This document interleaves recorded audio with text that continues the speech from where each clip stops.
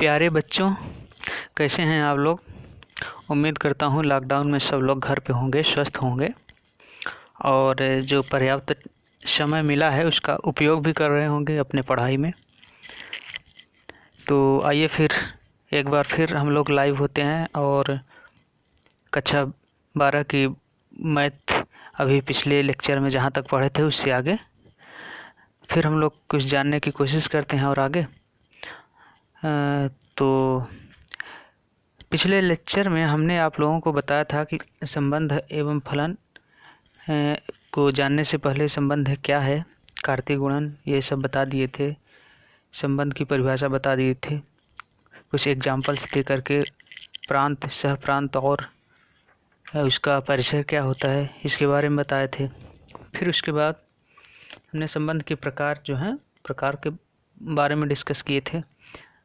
ठीक, empty relation क्या होता है और यूनिवर्सल रिलेशन क्या होता है, सार्वत्रिक संबंध उसको बताए एग्जाम्पल के थ्रू, कॉन्सेप्ट क्लियर किए। फिर स्वतुल्य, सम्मित और संक्रामक, ये जो इम्पोर्टेंट टॉपिक हैं, महत्वपूर्ण हैं आपके सिलेबस में, 3 संबंध है, इनके बारे में बहुत डिटेल से डिस्कस किए, परिभाषा बताए और एग्जाम्पल के थ्रू भी समझाए। फिर तत्समक संबंध बताया। तत्समक के बाद फिर कौन से जो इक्विवेलेंट रिलेशन क्या है, मतलब तुल्यता संबंध, वही संबंध जो रिफ्लेक्सिव हो, ट्रांजिटिव हो और सिमेट्रिक हो। मतलब अगर कोई संबंध जो किसी समुच्चय पर परिभाषित है वो अगर रिफ्लेक्सिव हो जाए, मतलब स्वतुल्य हो जाए, ट्रांजिटिव हो जाए मतलब संक्रामक हो जाए, और सिमेट्रिक सम्मित, अगर ये तीनों है, सम्मित भी है, रिफ्लेक्सिव भी है, ट्रांजिटिव भी है, तो उसको हम कह सकते हैं कि वो तुल्यता संबंध है। तो हमने पिछले जो लेक्चर वीडियो था उसमें हम 2 एग्जाम्पल्स दिए थे और उन एग्जाम्पल्स के माध्यम से हमने ये बहुत अच्छे से क्लियर किया था, बहुत अच्छे से आप लोगों को समझा दिए थे कि कोई संबंध आइडेंटिटी तत्समक संबंध क्या है और रिफ्लेक्सिव संबंध क्या है। तत्समक और रिफ्लेक्सिव लगता तो बहुत सेम है, बहुत क्लोज है, एक जैसे है, बट बेसिक डिफरेंस जो है उसके बारे में बहुत अच्छे से समझा दिए थे। ठीक है, और कई सारे एक समुच्चय पे हमने कई सारे जो है संबंध है प्रदर्शित करके बना करके और आपका बहुत अच्छे से कॉन्सेप्ट क्लियर किया था। तो आइए अब आगे बढ़ते हैं। एक और टॉपिक है जिसको डिस्कस करने के बाद हम जो है आपकी प्रश्नावली 1.1 के क्वेश्चन सॉल्व करेंगे। एग्जांपल्स हैं, 2-3 एग्जांपल्स हैं, सिंपल एग्जांपल्स हैं, उसमें ज़्यादा कुछ नहीं है, आप लोग उसको देख लीजिएगा। डायरेक्ट हम प्रश्नावली पे चलेंगे। पहले उसको जो एक रिलेशन बच रहा है संबंध, और इम्पॉर्टेंट है क्योंकि उसको यहाँ पे पढ़े रहेंगे, उसके बाद आप जैसे ही फंक्शन पढ़ेंगे, फंक्शन में भी वो आता है, तो यहाँ पे जानना उसको ज़रूरी है। तो आइए उसके बारे में पढ़ते हैं। वो है तुल्यता वर्ग। तुल्यता वर्ग जो है जो इक्विवेलेंस से रिलेशन था उसी से कुछ संबंधित है, उसी से निकल करके आया है। ठीक है।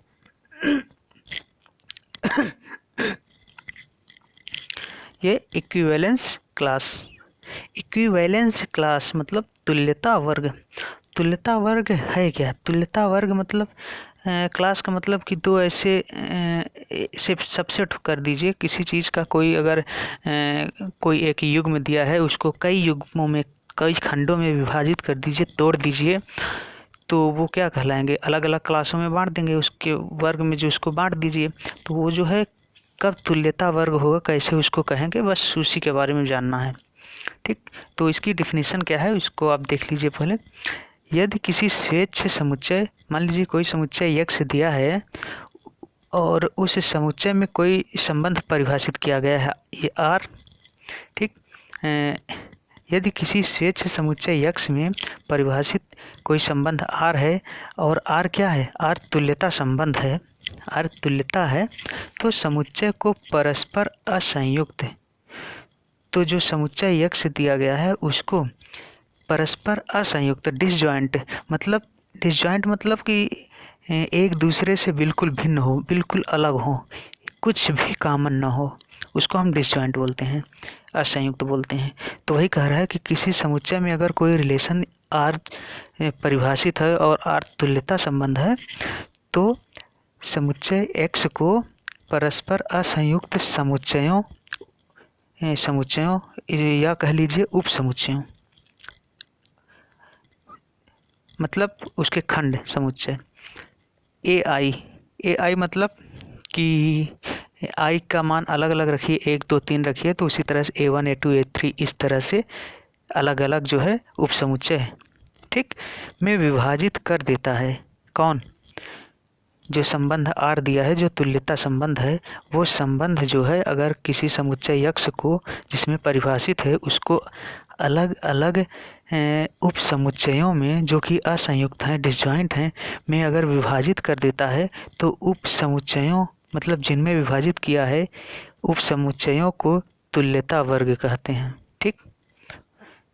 अगर किसी समुच्चय को तुल्यता संबंध आर जो है उसको अलग अलग भागों में विभाजित कर देता है, उप समुच्चयों में बांट देता है, तो जो बांटे हुए उप समुच्चय निकल के आते हैं A1 A2 A3 इस तरह से, तो वो क्या कहलाते हैं? तुल्यता वर्ग कहलाते हैं।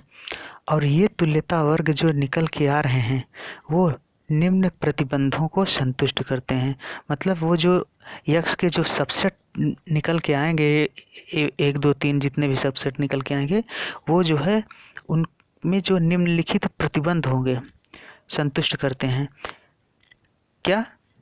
पहला नंबर कि वो जो निकल के आएंगे उप समुच्चय उनके समस्त आई के लिए मतलब कि जैसे ए आई दिया गया है, तो ए आई में आई के मान 1 रखिए, 2 रखिए, 3 रखिए, तो A1 A2 A3 इस तरह से हो जाएगा।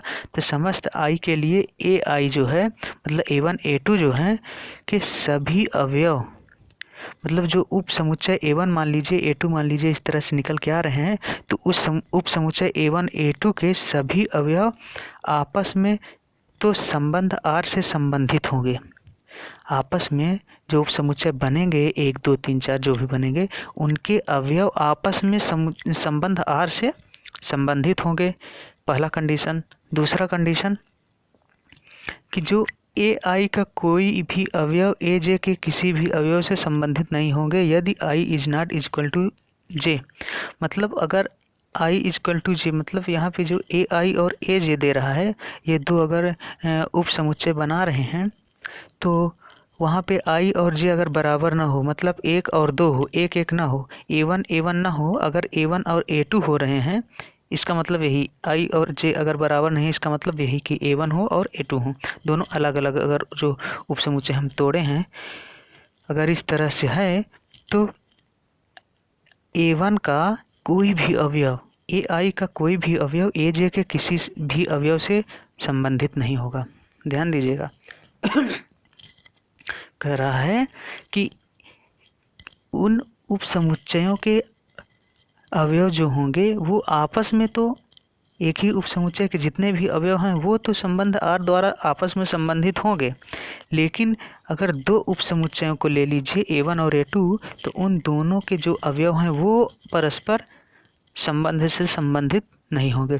अभी एग्जांपल देंगे तो बहुत अच्छे से क्लियर हो जाएगा, पहले इसको देख लीजिए।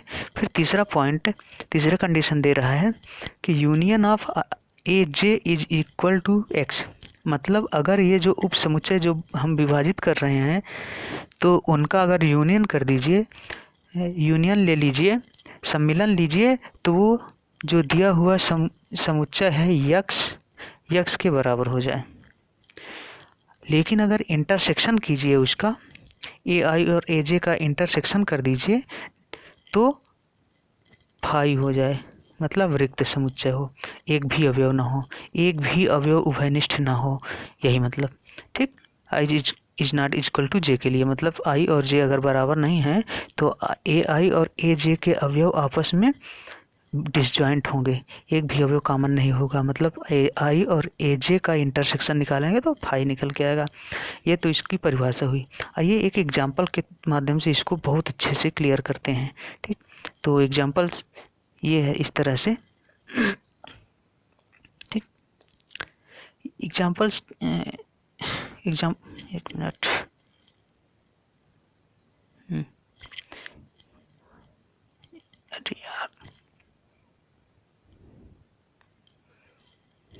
हाँ, एग्जाम्पल्स इस तरह से है कि सिद्ध कीजिए कि पूर्णांकों के समुच्चय जेड में, जेड क्या है, शायद आप लोग परिचित हुए होंगे क्लास 11th में या फिर उसके पहले भी, कोई बात नहीं, अगर नहीं परिचित हैं, अगर इसके बारे में अगर थोड़ा सा मेमोरी वीक हो चुकी है तो उसको हम बता दे रहे हैं। जो जेड है वो क्या है, पूर्णांकों का समुच्चय है। सेट ऑफ इंटीजर्स को हम जेड से निरूपित करते हैं। ठीक, तो जेड में जितने भी एलिमेंट्स होंगे वो इंटीजर्स होंगे, पूर्णांक होंगे।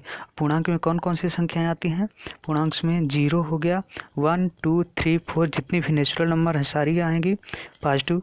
इंटीजर्स प्लस में जितनी संख्या हैं वो, इसके अलावा जितनी माइनस में हैं 0 1 2 3 4 तो आएगा ही आएगा, साथ में -1 -2 -3 इस तरह की ये जितनी भी संख्याएं आएंगी इनको हम क्या कहेंगे, पूर्णांकों का सेट कहेंगे, सेट ऑफ इंटीजर्स। इसको हम रिप्रेजेंट किससे करते हैं, जेड से।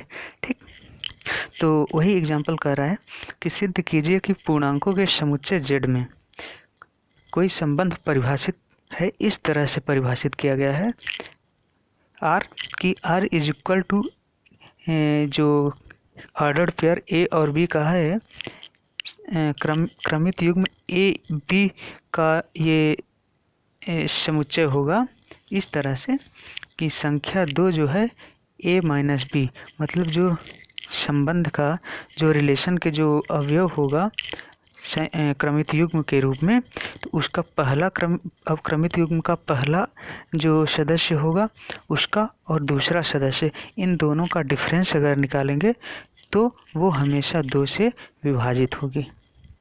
इसका मतलब कि किसी पूर्णांकों के समुच्चय पर एक संबंध आर इस तरह से परिभाषित किया गया है। अगर परिभाषित है इसको हम इस तरह से लिखेंगे, R is subset of Z cross Z. ठीक, इस तरह से। और परिभाषित किया गया है, क्या किया गया है, आर को इस तरह किया गया है कि R is equal to a comma b such that, मतलब सभी क्रमित युग्मों का समुच्चय जहाँ पे क्रमित युग्म का पहला अवयव और दूसरे अवयव का अंतर निकालें तो वो क्या हो, 2 से विभाजित हो जाए। ठीक, अगर इस तरह से कोई संबंध परिभाषित किया गया है पूर्णांकों के समुच्चय जेड पर, तो आप सिद्ध कीजिए कि ये जो संबंध है ये क्या है, तुल्यता संबंध है। पहली बात इसको सिद्ध कीजिए, उसके बाद फिर हम जो अभी इक्विवेलेंस क्लास बताए हैं तुल्यता वर्ग, उसको इसी उदाहरण के माध्यम से, इसी उदाहरण के थ्रू बहुत अच्छे से हम उसको क्लियर करेंगे। तो इसको देखिए, यहाँ पे इस तुल्यता संबंध है, मतलब इक्विवेलेंस रिलेशन है। इसको सिद्ध करने के लिए हमने पिछले लेक्चर में सिद्ध किया था, क्या किया था, उसको हम सिद्ध करें कि वो रिफ्लेक्सिव है। ठीक, उसको हम सिद्ध कर दें कि सिमेट्रिक है, और उसको हम ये प्रूव कर दें कि वो ट्रांजिटिव है। अगर इस तरह से हम प्रूव कर लेते हैं कि वो रिफ्लेक्सिव है, दिया गया रिलेशन जो है रिफ्लेक्सिव है, सिमेट्रिक है और ट्रांजिटिव है, अगर तीनों है तो ये जो संबंध है ये संबंध क्या हो जाएगा, इक्विवेलेंट रिलेशन हो जाएगा, इक्विवेलेंस संबंध हो जाएगा, तुल्यता संबंध हो जाएगा। अगर ये चीज़ हम सिद्ध कर लेते हैं तो फिर हम ये कह देंगे कि ये संबंध जो है जो पूर्णांकों के समुच्चय पर परिभाषित है तुल्यता संबंध है। आइए इसको हम प्रूव करते हैं। इसको प्रूव करने के लिए, इसको सिद्ध करने के लिए सबसे पहले हम क्या करेंगे, इसको सिद्ध करेंगे कि जो संबंध आर है वो क्या है, स्वतुल्य है। ठीक, स्वतुल्य है, रिफ्लेक्सिव है, रिफ्लेक्सिव स्वतुल्य। तो स्वतुल्य सिद्ध करने के लिए क्या किया जाता है, स्वतुल्य कब सिद्ध होता है, स्वतुल्य के लिए यदि रिलेशन में ए टाइप का, बी टाइप का अगर एलिमेंट्स हो जाएं, अगर उसके सदस्य हो जाएं, उसके अवयव हो जाएं संबंध के, अगर ए खुद से रिलेटेड हो जाए, अगर कोई संख्या स्वयं से संबंधित हो जाए तो वो क्या होगा, स्वतुल्य कहलाएगा। स्वतुल्य के लिए यही तो सिद्ध किए थे कि for all a belongs to a related to b, मतलब किसी समुच्चय ए के सभी अवयवों के लिए अगर वो स्वयं से संबंधित हो जाते हैं तो वो क्या हो जाएगा, स्वतुल्य होगा। तो आइए इसको देखते हैं। मान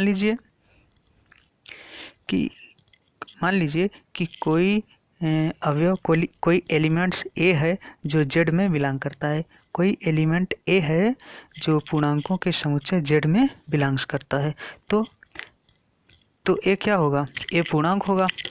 अगर ए पूर्णांकों के समुच्चय में बिलोंग्स करेगा, उसका अवयव होगा, तो तो तो ए एक क्या होगा? पूर्णांक होगा।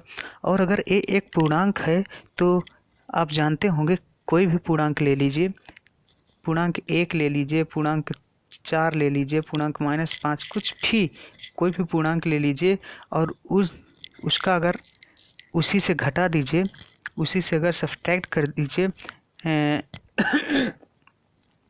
तो क्या बचेगा? 0 आएगा।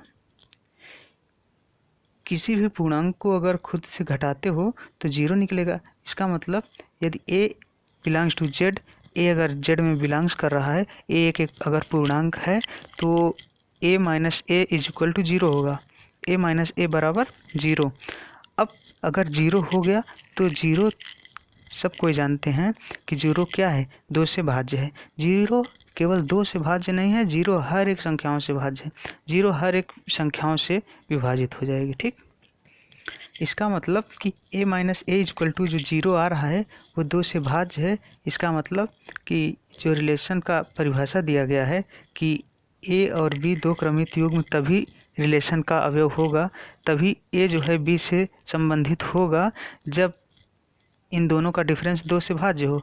तो यहाँ पे जब 2 से भाज्य हो गया, 2 से विभाजित हो गया, तो फिर जाहिर सी बात है कि a और b जो है रिलेशन का जो क्या होगा? अवयव होगा। इसका मतलब a बिलोंग्स टू z के लिए क्रमित युग्म a बिलोंग्स टू r, और जब a खुद से संबंधित हो गया तो क्या होगा? a स्वतुल्य होगा। कह देंगे कि a क्या है? स्वतुल्य है। ठीक, अब आइए सिमेट्रिक चेक करते हैं, सममित चेक करते हैं। सममित चेक करने के लिए क्या किए थे? सममित चेक करने के लिए हम लोग कोई 2 एलिमेंट्स लेते हैं, किसी समुच्चय के 2 अवयव लेते हैं, 2 अवयव ले करके सममित चेक किया जाता है। तो हमने मान लिया कि 2 अवयव a और b हैं जो समुच्चय z में हैं। पूर्णांकों के समुच्चय z में 2 अवयव हमने ले लिया, a और b मान लिया, और a और b मान लिया तो फिर हमने क्या किया कि a और b को संबंध में बिलोंग्स करवा दिया। मतलब a और b ए रिलेटेड b हो गया। मतलब कि हमने ये दिखा दिया कि a और b जो है इस संबंध का अवयव है, a जो है b से संबंधित है, ये हमने दिखा दिया। अगर a b से संबंधित है तो इसका मतलब क्या होगा? इसका मतलब कि a और b का जो अंतर आएगा वो 2 से विभाजित होगा।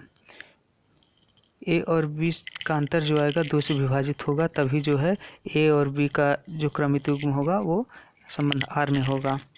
तो यहाँ पे जब हमने a और b को संबंध में बिलोंग्स करवा दिया, a को b से संबंधित करवा दिया संबंध R द्वारा, तो हम ये कह सकते हैं कि a और b का डिफरेंस 2 से विभाजित होगा। तो जब a और b का अंतर 2 से विभाजित होगा, ये हमने माना, और मानने के बाद ये हमने ले आया कि a माइनस b 2 से विभाजित होगा। तो जब a और b 2 से विभाजित होगा, a माइनस b 2 से विभाजित होगा, तो उसको हम अगर बदल दें, b और a को कर दें b माइनस a करेंगे, तो ये क्या आएगा? ये निगेटिव में आएगा। जैसे मान लीजिए 4 माइनस 2 बराबर 2 आ रहा है ना। 4 में अगर 2 घटाए 2 आया, 2 जो है 2 से विभाजित हो गया। तो हम अगर 2 को इधर कर देंगे, 4 उधर कर देंगे, अगर 2 माइनस 4 करेंगे, मतलब बदल देंगे, क्रम को बदल देंगे, 2 माइनस 4 करेंगे तो माइनस 2 आएगा, माइनस में 2 आ जाएगा। अब भले माइनस 2 आया, यहाँ पे 2 था, यहाँ माइनस 2 हैं, तो दोनों पूर्णांक ही ना। वो दूसरी बात है कि ये निगेटिव पूर्णांक हो गया या ये पॉजिटिव हो गया, लेकिन है तो पूर्णांक ही, आएगा तो पूर्णांक ही, और पूर्णांक आया और 2 से विभाजित होगा। इसका मतलब कि अगर हम b माइनस ए लेंगे तो वो भी 2 से विभाजित होगा। वो दूसरी बात है कि निगेटिव आ जाएगा, लेकिन फिर भी होगा तो उससे विभाजित ही। अगर a माइनस बी हमने माना है कि अगर a और b संबंध में है अवयव, तो इसका मतलब a और b का अंतर 2 से विभाजित होगा। अब जब 2 से विभाजित हो गया तो उसको अगर बदल देंगे b माइनस a करेंगे, वो भी 2 से विभाजित होगा। ठीक, इसका मतलब कि b कामा a, बी और ए को लेकर जो आर्डर पेयर बनेगा वो संबंध में बिलोंग्स करेगा। यहाँ पे हमने ये प्रूव किया कि अगर हम ए बी कोई क्रमित युग्म लेते हैं जो संबंध में है, तो हमने ये प्रूव किया, ये ले करके हमने ये दिखा दिया कि उसका उल्टा भी संबंध में अवयव है। बस इतना ही दिखाना था हमें सम्मित बनाने के लिए। कोई संबंध R का अवयव अगर मान लीजिए 1 और 2 है, अगर ये है तो ये 2 और 1 हो जाए तो ये क्या कहलाएगा? सम्मित कहलाएगा। मतलब 1 और 2 हमने ले करके चला था और हमने ये प्रूव कर दिया कि 2 और 1 भी है। ए और बी ले करके चला था और हमने ये प्रूव कर दिया कि ए बी का अगर क्रम बदल देते हैं, बी और ए करते हैं, तो वो भी जो है इस संबंध का अवयव है। जब अगर हमने ये प्रूव कर दिया तो इसका मतलब ये संबंध जो है क्या है? सम्मित है। ठीक, अब सम्मित के बाद आइए अब चेक करते हैं क्या ये संक्रामक है। सम्मित हो गया, रिफ्लेक्सिव हो गया, ठीक, स्वतुल्य हो गया, सम्मित हो गया। अब संक्रामक चेक करते हैं। संक्रामक के लिए क्या करना पड़ता है? संक्रामक के लिए 3 एलिमेंट्स लेना पड़ता है ना। 3 एलिमेंट्स ले करके 2 क्रमित युग्म बनाना पड़ता है और 2 ऐसे क्रमित युग्म बनाना पड़ता है कि ए और बी एक क्रमित युग्म का, अगर ये और ये जो बी है तो ये जो क्रमित युग्म का दूसरा अवयव है, उसी अवयव से अगर कोई शुरू हो रहा है, बी और सी शुरू हो रहा है, तो इसको कैंसिल करके ए और सी होना चाहिए। अगर ये और ये आर से संबंधित हैं तो ये आर से संबंधित होना चाहिए। अगर हो रहा है इस तरह से तब तो संक्रामक है। अगर नहीं हो रहा है, ये और ये मौजूद हैं, ये दोनों क्रमित युग्म अगर आर में मौजूद हैं और ये अगर नहीं मिल पा रहा है, तो फिर वो संबंध संक्रामक नहीं होगा। आइए चेक करते हैं। मान लीजिए कि ए बी सी हमने 3 एलिमेंट्स समुच्चय जेड में लिया।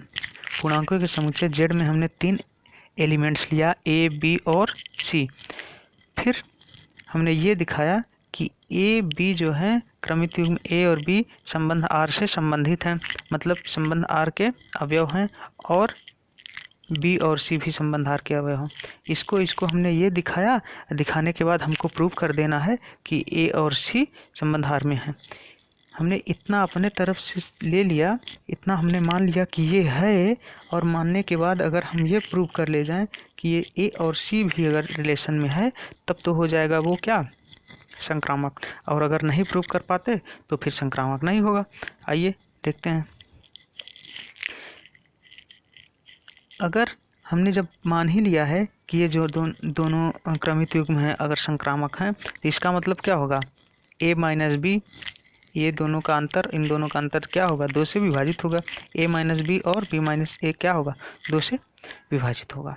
ठीक, ए माइनस बी और बी माइनस सी 2 से विभाजित होगा। ठीक, अब देखिए, अगर ए माइनस बी और बी माइनस सी 2 से विभाजित है, इसका मतलब कि इनका योग भी 2 से विभाजित होगा। मान लीजिए 4 माइनस 2, नहीं 4 मत लीजिए, 6 माइनस 4 ले लीजिए और एक ले लीजिए 4 माइनस 2। देखिएगा, ध्यान से देखिएगा, 6 माइनस 4 और 4 माइनस 2।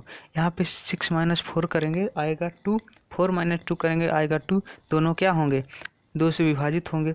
अगर ये दोनों अलग अलग 2 से विभाजित हैं, इसका मतलब इसको अगर जोड़ेंगे वो भी 2 से विभाजित हो जाना चाहिए। आइए देख लेते हैं। अगर यहाँ पे जोड़ देंगे ये कैंसिल हो जाएगा, बचेगा 6 माइनस 2। 6 माइनस 2 मतलब 4, और 4 क्या है? 2 से विभाजित है। तो हमारा बताने का मतलब ये था कि अगर 2 संख्याएं अगर इस तरह से हैं जो 2 से विभाजित हैं तो उनका योग भी 2 से विभाजित होगा। a माइनस बी और b माइनस सी को जोड़ दीजिए, ये जोड़ दीजिए तो ये भी क्या होगा, 2 से विभाजित होगा। ठीक, इसका मतलब अब अगर जोड़ेंगे तो b से b निगेटिव है और ये b पॉजिटिव है, ये दोनों कैंसिल आउट हो जाएंगे, बचेगा क्या, a माइनस सी क्या होगा, 2 से विभाजित होगा। अब जब a माइनस सी 2 से विभाजित हो गया तो हम कह सकते हैं कि a और c क्या होगा, a और c संबंध R का अवयव है। ठीक, एक मिनट, a माइनस सी अगर 2 से विभाजित हो गया तो हम कह सकते हैं कि a और c क्या होगा, a और c रिलेशन R में होगा, ये क्रमित युग्म संबंध R का अवयव होगा। अब देखिए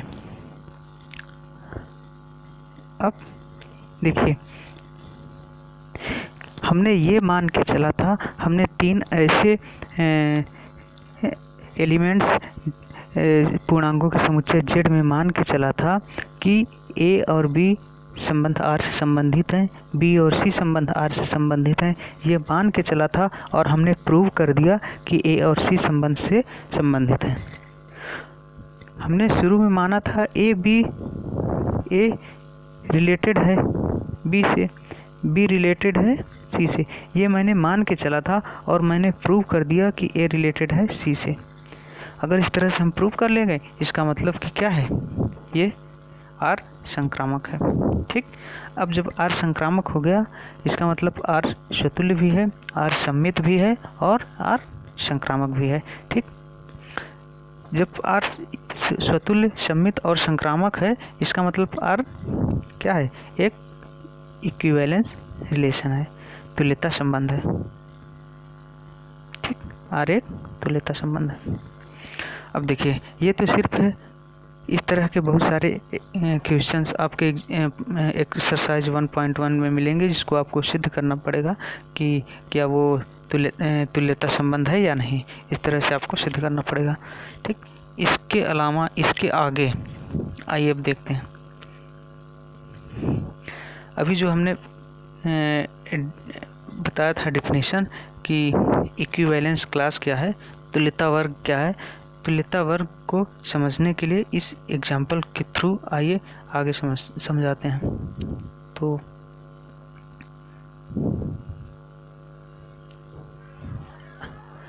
अब जब पूर्णांकों के समुच्चय Z में परिभाषित कोई संबंध R अगर तुल्यता संबंध हो गया, हमने सिद्ध कर दिया, और वो संबंध क्या था कि पूर्णांकों के वे अवयव R से संबंधित होंगे जिनका अंतर क्या होगा, जिनका अंतर 2 से विभाजित होगा। ठीक, जिनका अंतर 2 से विभाजित होगा वो अवयव संबंध R के थ्रू संबंधित होंगे। तो अब आगे देखिए, अब ये निश्चित रूप से कहा जा सकता है कि संबंध के तहत अगर इस तरह से संबंध से संबंधित हैं कि उनका अंतर अगर 2 से विभाजित है, तो निश्चित रूप से ये हम कह सकते हैं कि संबंध के तहत समुच्चय Z के 2 ऐसे भाग संभव हैं। देखिए, समुच्चय Z जो दिया था, जिसको लेकर के हम चले थे समुच्चय Z, तो समुच्चय Z के 2 ऐसे भाग संभव हैं। समुच्चय Z कौन कौन से उसमें कौन कौन सी संख्याएं होंगी, या तो उसमें 8 नंबर होंगे या इवन नंबर। जो पूर्णांकों का समुच्चय है उसमें सिर्फ 2 ही तरह की होंगी, या तो कुछ सम संख्याएं होंगी या फिर विषम संख्याएं होंगी, सम संख्याएं होंगी या फिर विषम संख्याएं होंगी। ठीक, जो सम संख्याएं होंगी वो 0 से रिलेटेड होंगी, जितनी भी सम संख्याएं होंगी, 2 होंगी, 4 होंगी, 6 होंगी, 7 होंगी, ये क्या होंगी, ये 0 से संबंधित होंगी, 0 से संबंधित होंगी। सभी संख्याएं जितनी भी हैं, चाहे पॉजिटिव में हो चाहे नेगेटिव में, 0 से संबंधित होंगी। ठीक, मतलब कि 0 - 2 करेंगे तो 2 से विभाजित होगा, 0 - 4 करेंगे 2 से विभाजित होगा, 0 - 6 कुछ भी कर दीजिए। अगर नेगेटिव लेंगे तो 0 - 2 मतलब 0 + 2 करेंगे तो भी 2 से विभाजित होगी। तो मतलब जितनी भी पूर्णांकों के समुच्चय जो था, उसके जितने भी सम संख्याएं होंगी वो सब 0 से संबंधित होंगी दिए हुए इस संबंध के द्वारा, और जितनी भी विषम संख्याएं होंगी वो 1 से संबंधित होगी, 1 से। क्यों? क्योंकि जितनी भी विषम संख्याएं चाहे 1 हो, चाहे 3 हो, चाहे 5 हो या 7 हो, इस तरह से कोई भी हो, प्लस माइनस कुछ भी हो, ये जितनी भी होंगी वो 1 से संबंधित होंगी, 1 से। क्यों? क्योंकि 1 का अगर इनसे डिफरेंस निकालेंगे तो वही तभी वो 2 से विभाजित होगा, अदरवाइज नहीं होगा। इसका मतलब कि अब ये निश्चित रूप से कहा जा सकता है कि संबंध के तहत, जो संबंध दिया गया है, इस संबंध के तहत पूर्णांकों का समुच्चय जो z है कि 2 ऐसे भाग संभव हैं, अभी देख लिए आप, संभव हैं जिनके अवयव वही होंगे, एक तो या तो सम होगा या तो विषम होगा, जिनके अवयव आपस में संबंधित तो होंगे लेकिन एक दूसरे भाग आपस में संबंधित तो होंगे, मतलब सम जितनी भी संख्याएं होंगी वो सब आपस में संबंधित होंगी। जितनी 0 से संबंधित होंगी सम संख्याएं वो सब आपस में संबंधित होंगी, चाहे 2 का 4 ले लीजिए, चाहे 4 6 ले लीजिए, 6 8 ले लीजिए, या 4 का 8 ले लीजिए, या 2 का 8 ले लीजिए। इनका अंतर करेंगे तो सब 2 से विभाजित हो जाएंगी। आपस में तो संबंधित हैं, लेकिन एक दूसरे भाग मतलब उप समुच्चय, एक उप समुच्चय हमने ले लिया सम संख्याओं का, एक विषम संख्याओं का, दो अगर 2 भाग कर दिए, z का अगर 2 भाग कर दिए तो एक दूसरे भाग के अवयव एक दूसरे से भिन्न होंगे। जी बिल्कुल भिन्न है, एक में सम संख्या है, एक में विषम संख्या है, तो भिन्न तो हो ही कहीं। तो क्या है कि एक दूसरे से भिन्न होंगे और दोनों समुच्चय क्या होंगे, डिसजॉइंट होंगे। दैट इज, इसका मतलब दोनों समुच्चय क्या होंगे, डिसजॉइंट होंगे। डिसजॉइंट मतलब अलग अलग होंगे, एक भी अवयव कॉमन नहीं होगा।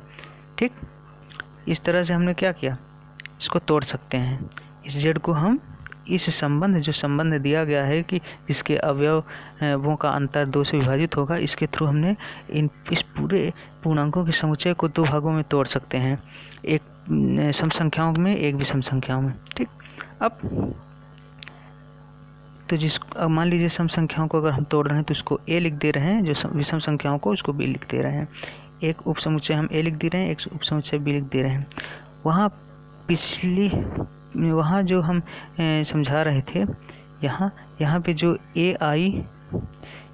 ai और aj था, हमने यहाँ पे क्या मान लिया, हमने यहाँ पे a और b मान लिया। वहाँ पे ai और aj माने थे, लेकिन वही ai हम यहाँ a ले लिए हैं, aj यहाँ पे b ले लिए। कोई बात नहीं, अगर ai aj लेते तो भी ठीक था, बट यहाँ पे हम a और b लिख दिए हैं। ठीक है, लेकिन है वही चीज़ कि a जो है सभी सम संख्याओं का समुच्चय है, सभी सम संख्याओं का। z को हमने 2 भागों में तोड़ दिया इस संबंध के द्वारा, एक सभी सम संख्याओं का समुच्चय जो 0 से संबंध r द्वारा संबंधित हैं, और एक को सभी विषम संख्याओं का समुच्चय जो 1 से संबंध r द्वारा संबंधित हैं, a और b के रूप में। ठीक, पार्टीशन कर दिए, अलग कर दिए, 2 भाग कर दीजिए। ठीक, तो जो सम संख्या का समुच्चय है उसको हम इस तरह से कर सकते हैं। उसको अगर हम रिलेशन में बनाएंगे, अगर अवयव लेंगे तो 0 ± 2, 0 ± 4 इस तरह से कर देंगे। ठीक, सम संख्याएं ही रहेंगी। इसको हम क्या कहेंगे, शून्य को अंतर्विष्ट करने वाला तुल्यता वर्ग। तुल्यता वर्ग हम बताने की कोशिश कर रहे हैं, इक्विवेलेंस क्लास। अब जितनी भी सम संख्याएं हैं वो शून्य को लेकर के बनाए थे ना हमने रिलेशन। अगर शून्य को लेकर बनाएंगे तो एक दूसरे से संबंधित होंगे संबंध r द्वारा। तो यहाँ पे क्या है, ये जो हमने a लिया है, बनाया है उपसमुच्चय, वो क्या होंगे, शून्य को अंतर्विष्ट करने वाला तुल्यता वर्ग, यानी शून्य से संबंधित होगा, यानी एक नहीं होगा, शून्य से ही होगा सभी। शून्य को अंतर्विष्ट करने वाला तुल्यता वर्ग, इसको हम रिप्रेजेंट कैसे करते हैं, 0 लिखेंगे और इसको ऐसे कोष्टक में बंद कर देंगे। ठीक, ये चीज़ शून्य, इस तरह से शून्य को अंतर्विष्ट करने वाला तुल्यता वर्ग। ये 2r टाइप का है। 2r मतलब 2 का मल्टीपल टाइप का होगा, सम संख्या होगा। 2r मतलब 2 का मल्टीपल, r कोई इंटीजर है तो 2r मतलब सम संख्या, 2 का मल्टीपल। ठीक, जो b वाला है जो 1 से संबंधित है, 1 को अंतर्विष्ट करने वाला जो तुल्यता वर्ग निकाले हैं, वो क्या होगा, इस तरह का होगा 1 + -1 1 + 2, मतलब विषम संख्या लेकर के जो बनाएंगे तुल्यता वर्ग उसको हम 1 लिखेंगे और इस तरह से लिख दें, क्योंकि 1 को अंतर्विष्ट कर रहा है हमने 1 कर दिया, ठीक, इस तरह से लिख दिया। और ये क्या है, ये तुल्यता वर्ग जो है क्या है, ये 2r + 1, 2r + 1 मतलब विषम, 2r मतलब सम, 2r + 1 मतलब विषम। और ये तुल्यता वर्ग 0 और तुल्यता वर्ग 1 जो है वो इक्वल नहीं होंगे, अलग अलग होंगे, ठीक, अलग अलग होंगे। जहाँ a और b क्या है, डिसजॉइंट हैं क्योंकि एक में सम है एक में विषम है। और a यूनियन b निकालेंगे तो डायरेक्ट z आ जाएगा, मतलब सम और विषम आ जाएंगे तो डायरेक्ट z आएगा। a यूनियन b निकाल z आ रहा है, और a इंटरसेक्शन भी निकालेंगे, एक में सम एक में विषम है, उनका इंटरसेक्शन फाई आएगा, मतलब एक भी नहीं आएगा, रेख के समुच्चय आ जाएगा, ठीक। उम्मीद करता हूँ समझ गए होंगे, ठीक। तो इस तरह से तुल्यता वर्ग कैसे निकालते हैं या तुल्यता वर्ग क्या है उसको शॉर्ट एक एग्जाम्पल के थ्रू भी हमने समझा दिया। अब आइए आपके प्रश्नावली सॉल्व करते हैं, प्रश्नावली के कुछ क्वेश्चन सॉल्व करते हैं। प्रश्नावली 1.1, ठीक। प्रश्नावली 1.1 के हम सारे क्वेश्चन सॉल्व नहीं करवाएंगे, कुछ क्वेश्चंस हम सॉल्व करवा देंगे, कुछ क्वेश्चंस आप लोग अपने से सॉल्व कीजिएगा, अपने से सॉल्व कीजिएगा। अगर नहीं सॉल्व हो पाएगा तो फिर हम उसको हम सॉल्व करवा देंगे, लेकिन पहले तो आप लोग ट्राई कीजिएगा। सिंपल ही है, बहुत कठिन नहीं है। अगर जो हमने पहले वीडियोस लेक्चर दिए हैं, अगर उसको आप लोग अच्छे से देखे होंगे, उसको समझे होंगे एक बार दो बार देख करके, और अभी जो एक दो पिछले लेक्चर में हमने एक दो जो एग्जांपल्स बताए थे, बहुत अच्छे से समझाए थे, रिफ्लेक्सिव ट्रांजिटिव सिमेट्रिक क्या है, कैसे तो इक्विवेलेंस रिलेशन क्या है। अगर उसको आप बहुत अच्छे से समझे होंगे तो आप प्रश्नावली सॉल्व कर लेंगे। और उसके बाद जो 3-4 क्वेश्चन या कुछ क्वेश्चन जो इम्पोर्टेंस क्या जो कुछ टफ टाइप के हैं, उसको अगर हम सॉल्व करवा दे रहे हैं तो इससे भी आइडिया लग जाएगी और फिर सारे क्वेश्चन आप लोग सॉल्व करने लगेंगे। तो आइए प्रश्नावली 1.1 का पहला क्वेश्चन शुरू करते हैं। पहला क्वेश्चन क्या है, पहले क्वेश्चन में कई पार्ट हैं।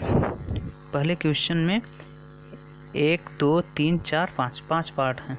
पहले क्वेश्चन में I 2 3 4 और 5 पार्ट हैं, ठीक। सारे क्वेश्चन मैंने नहीं लिखा हूँ, बुक्स से बता रहा हूँ, किताब से आपको बता रहा हूँ। 5 पार्ट्स हैं और पांचवा जो है उसके भी 5 पार्ट हैं, ए से ई तक 5 पार्ट इसके भी हैं, ठीक, सब पार्ट हैं। तो हम जो है कुछ इसमें से बता दे रहे हैं, बाकी जो है इसी तरह सॉल्व होगा, आप लोग कर लीजिएगा, ठीक। तो जो क्वेश्चन नंबर फर्स्ट का जो पहला है, आइए उसको देखते हैं।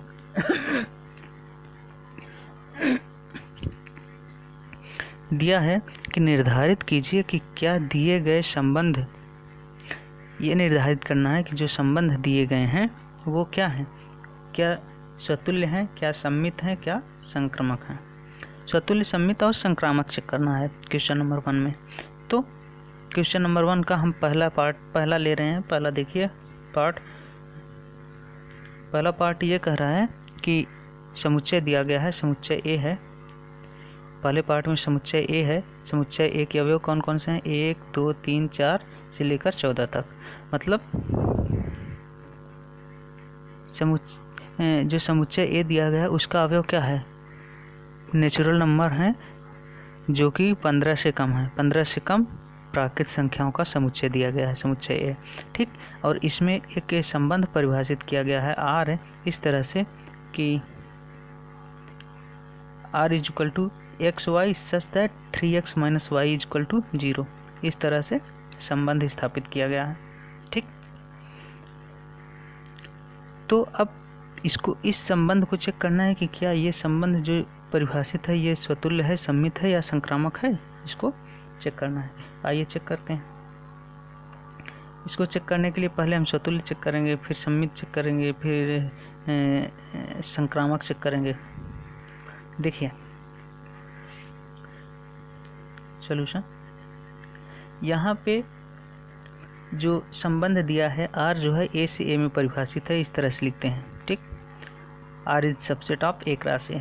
R इज सबसेट ऑफ, संबंध R जो है क्रमित युग्म जो कार्तीय गुणन A क्रॉस A है उसका क्या होगा, उप समुच्चय होगा। R is subset of A cross A। फिर और एंड ये जो दिया गया है संबंध 3x - y = 0, ये x y से तभी संबंधित होगा जब ये कंडीशन फॉलो करो। x y से तभी संबंधित होगा संबंध R के द्वारा जब ये कंडीशन फॉलो करें। इसका मतलब 3x - y = 0, ये क्या है, इम्प्लाइज। इस तरह का कोई भी चिन्ह आएगा सॉल्व करते समय, प्रश्नावली में आएगा मैथ में, इसको हम बोलते हैं implies that.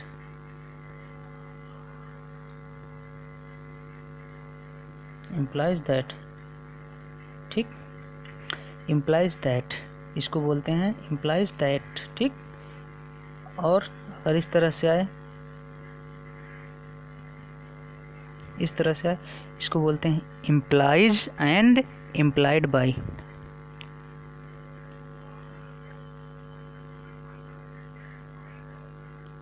Implies and implied bye,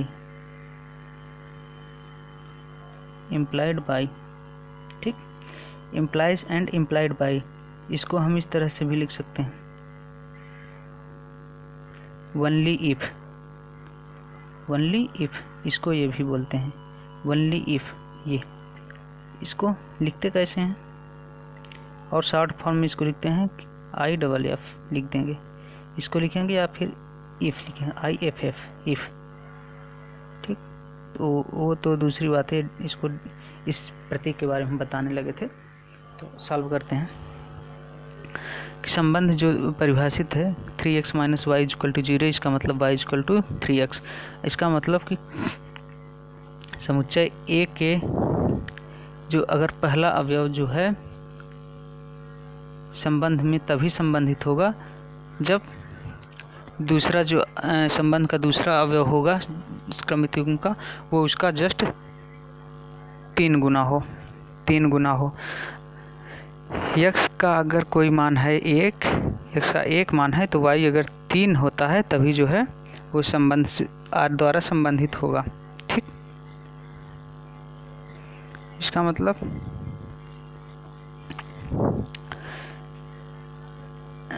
आप जो है संबंध के अवयव निकाल लीजिए, क्योंकि यहाँ पे सीमित है, परिमित समुच्चय, परिमित सेट है, तो आप यहाँ पे रिलेशन जो निकालेंगे वो परिमित आएगा,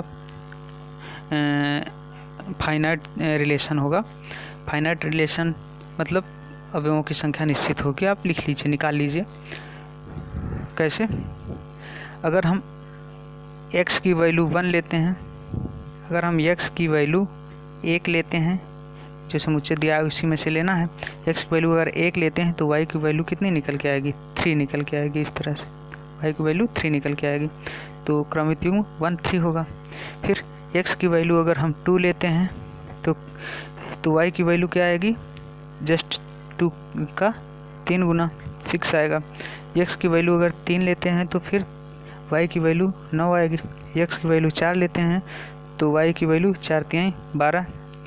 x की वैल्यू अगर हम इसमें 5 लेते हैं तो y की वैल्यू क्या आ जाएगी, 5 3 15, ठीक,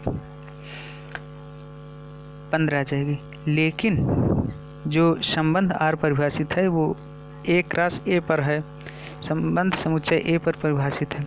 समुच्चय A के अवयव सिर्फ 14 तक हैं, सिर्फ 14 तक हैं। 15 क्या समुच्चय A का अवयव है, बिल्कुल नहीं। तो जब 15 A का समुच्चय है ही नहीं, तो 15 जो है कार्तीय गुणन A क्रॉस A में इस तरह का कोई क्रमित युग्म आएगा ही नहीं। इसका मतलब संबंध में ये बिलोंग्स नहीं करेगा, ठीक। इसीलिए हम इसको क्या कर दिए हैं, काट दिए हैं, इसको हम काट दिए हैं,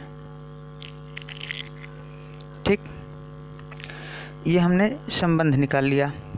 अब इसको हम R को चेक करते हैं, क्या है, स्वतुल्य है, सममित है या संक्रामक है। तो स्वतुल्य चेक करने के लिए जैसा हम पहले करते आए हैं किसी सेट का जो है सभी के सभी अवयव स्वयं से अगर संबंधित हो जाते हैं तो वो सतुल्य कहलाता है। तो संबंध R जो है ऐसा कोई क्रमित युग्म नहीं है। देख लीजिए 1 3 है, 2 6 है, 3 9 है, 4 12 है, यहीं तक होगा, ये नहीं होगा क्योंकि कट गया है, यहीं तक है। तो क्या यहाँ पे 1 1 2 2 3 3 4 4 टाइप का कोई है? जबकि होना क्या चाहिए था कि जितने भी 1 से लेके 14 तक एलिमेंट्स हैं, 1 से लेके 14 तक जितने भी अवयव हैं सबका डॉपलेट्स, सबका युग्म उपस्थित होना चाहिए था, तभी सतुल्य होगा। 1 1 से लेकर 14 तक होता तब तो सतुल्य होता।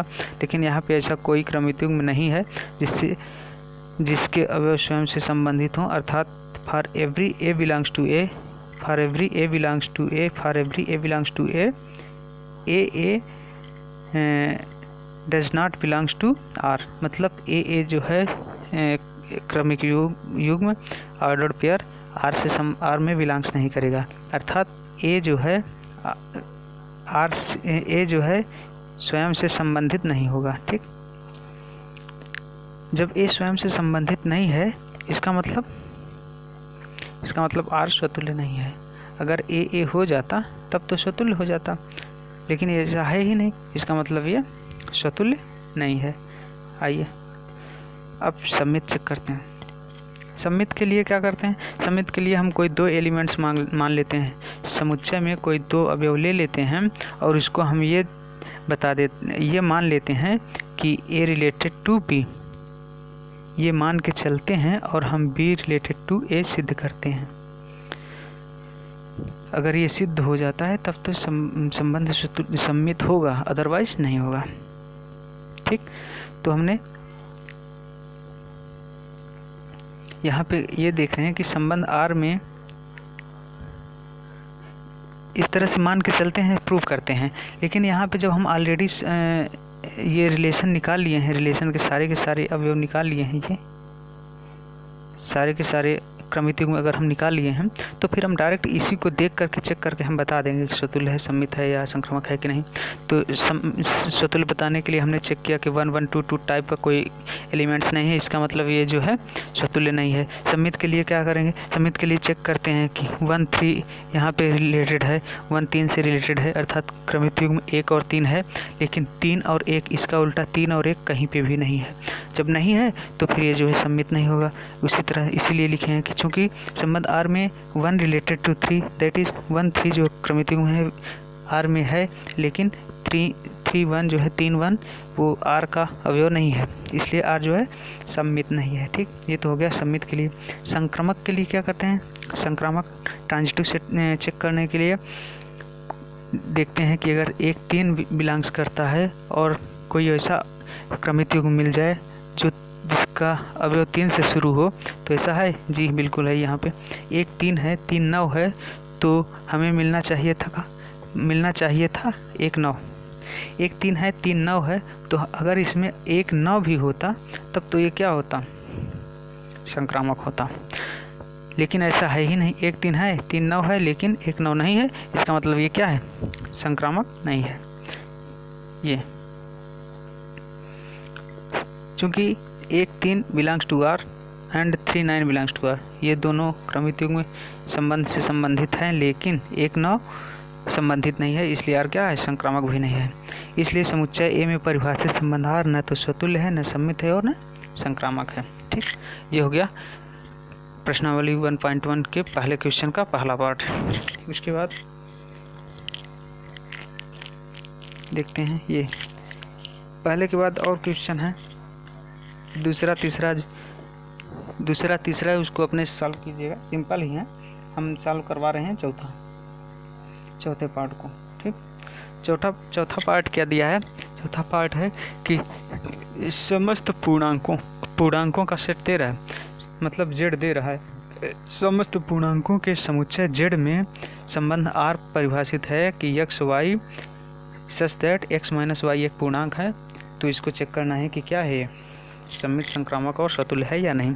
मतलब यहाँ पे संबंध जो R दिया है वो पूर्णांकों पे है। R जो है Z क्रॉस Z का सबसेट है, दिया है R is subset of Z cross Z. और परिभाषित कैसे है, इसकी डिफिनीशन क्या दिया है आर का कि x y order pair x y मतलब सभी एक्स वाई क्रमित युग्मों का समुच्चय इस तरह से कि एक्स माइनस वाई इन दोनों का जो क्रमित युग्मों का अवयव है, इन दोनों का डिफरेंस एक्स माइनस वाई एक क्या है, पूर्णांक है। अगर इस तरह से रिलेटेड है तब तो आर के अवयव होंगे, अदरवाइज नहीं होंगे। ठीक, आइए चेक करते हैं। देखिए चूँकि पूर्णांकों का समुच्चय z जो है वो अपरिमित समुच्चय है, मतलब इनफाइनाइट है, मतलब अवयवों की संख्या बहुत ज़्यादा है। तो यहाँ पे हम r के सारे अवयव तो लिख नहीं पाएंगे, लेकिन कुछ हैं जिनको हम लिख सकते हैं, मतलब दिखा सकते हैं हाँ कि इसी तरह से कुछ एलिमेंट्स होंगे, कुछ इसी तरह से क्रमित युग्म संबंध r में अवश्य उपस्थित होंगे। तो कुछ देखिए जैसे 0 0 उपस्थित होगा क्योंकि x माइनस वाई एक पूर्णांक है। अब कोई भी संख्या ले लीजिए, चाहे वो पॉजिटिव हो या निगेटिव हो या 0 हो, उनका अंतर करेंगे तो वही आएगा, पूर्णांक ही आएगा, चाहे पॉजिटिव निगेटिव ही आएगा, इसके अलावा और कुछ भी आने वाला नहीं है। अगर 1 1 लेंगे, इनका अंतर करेंगे तो क्या आएगा, 0 आएगा। अगर 1 3 लेंगे, अंतर करेंगे तो क्या आएगा, या तो 2 आएगा या -2 आएगा। तो ये भी तो है पूर्णांक ही ना, मतलब आएगा पूर्णांक ही। इसका मतलब 0 0 आएगा या 1 1 आएगा, -1, इस तरह से सारे अवयव होंगे। ये लिखना ज़रूरी नहीं, ये आपको समझाने के लिए हमने लिख दिया है। ठीक, तो इसको चेक करते हैं स्वतुल्य है कि नहीं है, सममित है कि नहीं है, संक्रामक है कि नहीं है। मान लीजिए कि कोई एक एलिमेंट्स स्वतुल्य के लिए एक एलिमेंट्स होना चाहिए और एक एलिमेंट से स्वयं से अगर संबंधित हो जाए तो स्वतुल्य होगा। तो हमने मान लिया कि पूर्णांकों के समुच्चय z में एक एलिमेंट्स a है। ठीक, a, तो a माइनस a बराबर 0 हो गया। 0 क्या है, एक पूर्णांक ही है। इसका मतलब कि z का हर एक अवयव, पूर्णांकों के समुच्चय का हर एक अवयव स्वयं से संबंधित होगा। सभी को अगर घटाएंगे तो इसका अंतर जो है 0 आ जाएगा और जो है पूर्णांक है। इसका मतलब a रिलेटेड टू a, अर्थात जो क्रमित युग्म बनेगा a का वो जो है a में बिलोंग्स करेगा। इसका मतलब r क्या है, स्वतुल्य है। ये हमें सिद्ध करना था। स्वतुल्य दिखाने के लिए हम कोई एक एलिमेंट मान लेते हैं और उसको ये शो कर दें किसी भी तरह से ओरली या किसी भी तरह से, अगर हम सिद्ध कर दे रहे हैं वर्बली कि a माइनस a बराबर 0 हो जा रहा है, जो कि एक क्या है, पूर्णांक है। इसका मतलब a कामा a जो क्रमित युग्म बन रहा है वो रिलेशन r में है। इसका मतलब r क्या है, स्वतुल्य है। ठीक, हमने स्वतुल्य चेक कर दिया। अब आइए सममित देखते हैं। स्वतुल्य के लिए एक एलिमेंट्स हमने माना था, सममित के लिए 2 मानेंगे और संक्रामक के लिए 3 लेंगे। सममित के लिए मान लीजिए हमने 2 एलिमेंट्स मान लिया है z में, पूर्णांकों के समुच्चय z में हमने 2 एलिमेंट्स a और b मान लिया। ठीक, और हम ये मान के चलेंगे कि a b क्रमित युग्म संबंध r में है, ये मान के चलेंगे। और हम ये अगर सिद्ध कर पाएँ कि इसका उल्टा b माइनस a जो है वो b और a क्रमित युग्म अगर वो r में बिलोंग्स कर जाता है तो फिर सममित होगा। इतना मान के चलें और हम सिद्ध कर दें कि इसका उल्टा भी अगर उपस्थित है तो फिर क्या होगा, सममित होगा। यही तो करते आए हैं, इसको देख लेते हैं। अगर ये पूर्णांकों के समुच्चय में है 2 संख्या और a b जो है संबंध r से संबंधित हैं, तो दैट इज, इसका मतलब a माइनस b एक पूर्णांक है ऑलरेडी। ऑब्वियसली जो है a माइनस b एक पूर्णांक होगा। a और b चाहे माइनस में मान लीजिए चाहे प्लस में मान लीजिए, कुछ भी मानिए, अगर उसको अंतर करोगे तो क्या आएगा, पूर्णांक ही आएगा। या तो पॉजिटिव आएगा या निगेटिव आएगा या 0 आएगा, रहेगा पूर्णांक ही। तो ऑब्वियसली a माइनस b एक पूर्णांक होगा। और जब a माइनस b पूर्णांक हो गया तो फिर इसको बदल देंगे, b माइनस a कर देंगे तो भी पूर्णांक आएगा, चिन्ह बदल जाएगा, बस पूर्णांक भी आएगा, b माइनस a भी पूर्णांक होगा।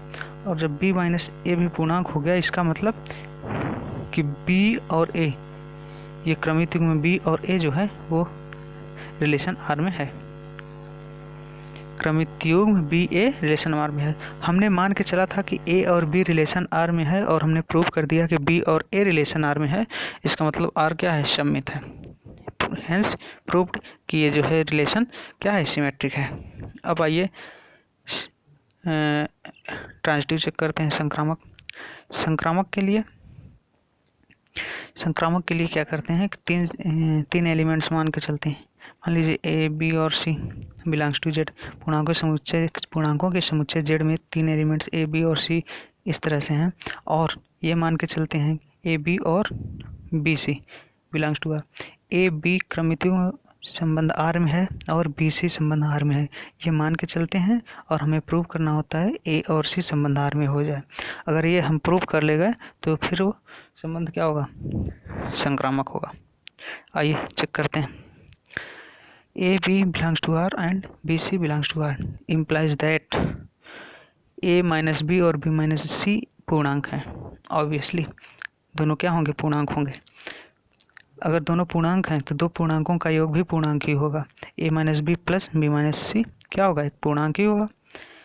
फिर जोड़ेंगे तो ये माइनस भी है, ये प्लस भी है, कैंसिल आउट हो जाएगा, बचेगा ए माइनस सी, और ए माइनस सी एक पूर्णांक हो गया। ठीक, जब ए माइनस सी एक पूर्णांक हो गया तो हम क्या सिद्ध कर देंगे कि ए और सी बिलोंग्स टू आर, संबंध आर में अवयव है। बस यही हमें सिद्ध करना था और हमने सिद्ध कर लिया। इसका मतलब आर क्या है, संक्रामक है। ठीक, अब आगे कुछ क्वेश्चंस हैं, बट टाइम ज़्यादा हो रहा है, वीडियोज़ लंबी हो रही है, लगभग 1 घंटे हो गए, तो बाकी जो है नेक्स्ट वीडियो में क्वेश्चन सॉल्व करवाएंगे। बाकी आप अपने से करिए, जो नहीं बनेगा हम सॉल्व करवाएंगे।